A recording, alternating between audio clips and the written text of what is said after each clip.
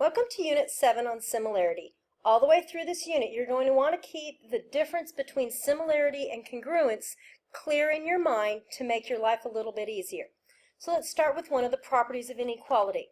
One of the most basic properties of inequality is the comparison property of inequality. Basically what this tells us is that if A is the same as B plus C and C is positive, then we know that A has to be bigger than B. So let's look at a proof of this. We're going to start with our given, primarily the second part. So we're going to write that C is greater than 0, and the reason for this is that it is given. What we can do with this is add the quantity B to both sides, maintaining the inequality. This uses the addition property of inequality. Make sure that you're writing inequality, not equality. Since B plus 0 is just B, we can use the simplification to just write that B plus C is equal to B. Greater than B. Watch that throughout this unit when we're dealing with inequalities. So now let's pull in the first part of our given, the fact that A is equal to B plus C. This is also given. Now, since we know that A is the same thing as B plus C, we can replace B plus C in step 3 with the quantity A, giving us that A is greater than B, and this is by substitution. So we have proven that A has to be larger than B. So let's see how we can use this to prove other theorems. We're going to look at the corollary to the triangle exterior angle theorem. The exterior angle of a triangle has to be greater than both of the remote interior angles. So if angle 1 is an exterior angle, angle X in this case is our exterior angle, we know that X is equal to the sum of 40 and 55. That's our exterior angle theorem, which means it has to, if I go through the same logic that we did before, that means that X is going to have to be larger than both 40 and 55. So let's prove this. Angle 1 is an exterior angle with angles 2 and 3 as the remote interior angles. So we're going to start by drawing a figure that labels angles 1, 2, and 3 in the proper places. I want you to give this a try. Stop the video. Once you have it drawn, start the video and see if yours matches mine.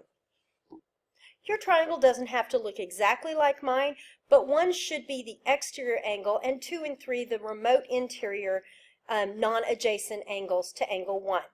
So now our job becomes proving that the measure of angle 1 is greater than the measure of angle 2 and the measure of angle 1 is greater than the measure of angle 3.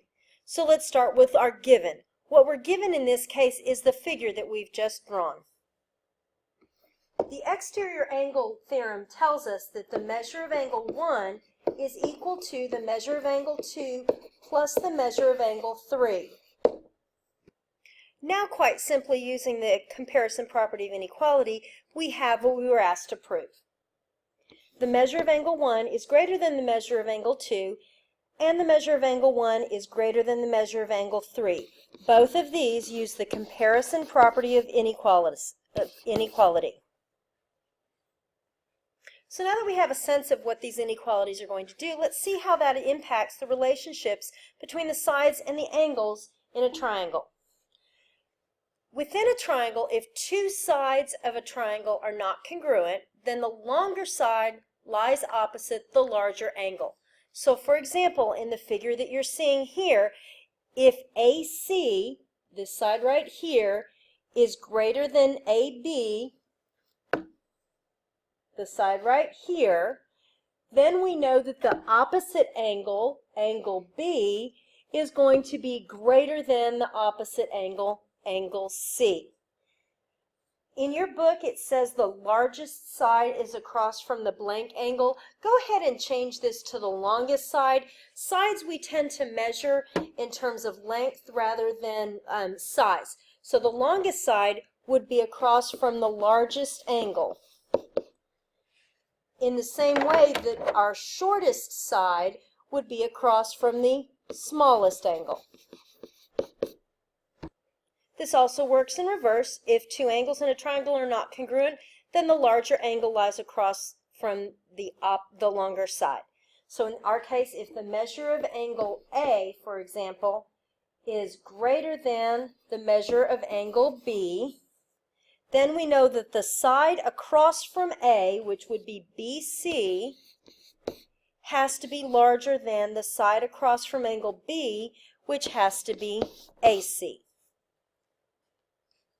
Ordering sides of a triangle based on their opposite angles or angles based on their opposite sides is an important skill. Now let's move on to our triangle inequality theorem. In construction 5.2 in the last unit, you found that you could not construct a triangle if one of the sides was longer than the sum of the two shorter sides. That's a great visualization of this triangle inequality theorem. Basically what it's telling you is that the sum of any two segments in a triangle has to be greater than the length of the third segment. So in other words, AB plus BC has to be greater than AC. We can follow the same thing with AB plus AC has to be greater than BC. And finally, AC plus BC has to be greater than AB. So from the diagram below, you've got segments FD, GE, and DE, and they're showing you that it cannot form a triangle. Because what's happening is our longest side, DE, has to be longer than the sum of the two shorter sides, which in this case would be DF and GE. But since DF is 2.01 centimeters and GE is 2.00 centimeters, this is not greater than DE, which is 4.47. When we add the two smaller sides, we're going to get 4.01. That is not larger than 4.47, so you cannot form a triangle with these side lengths. And that's the end of this lesson for 7.1. You can move on to your Math Excel online work now and do homework 7.1.1, your Tier 1 assignment, followed by your knowledge check.